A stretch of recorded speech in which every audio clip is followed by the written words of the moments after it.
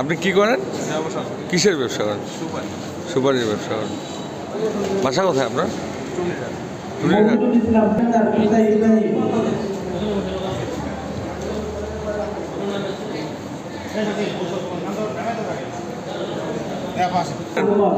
কৃষি করেন? জমি জায়গা কতটা আছে? 2 বিঘা আছে। আচ্ছা,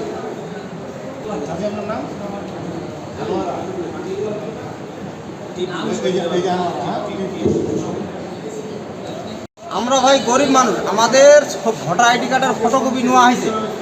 নেওয়া হওয়ার পরে আমাদেরকে মানে ওলামায় দল থেকে কিছু দিতে চাইছিল ঈদের উপলক্ষে, কিন্তু এখন আমরা এই কাজ কাম থয়ে ফেলে যাচ্ছি, এই গাড়ি ভাড়া দিয়ে যাচ্ছি, কিন্তু আমাদেরকে তো এখন আমাদের কোনো নাম নাই।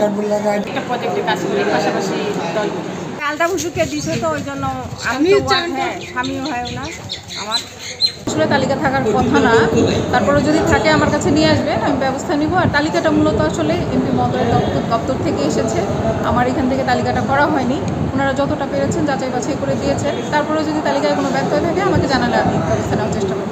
একটা তালিকা যখন একবার, দুইবার, তিনবার যখন একটা তালিকাকে স্থগিত করা হয়, তখন কিন্তু ওইখান থেকে আপনার রিফাইনিং হয়ে আসে।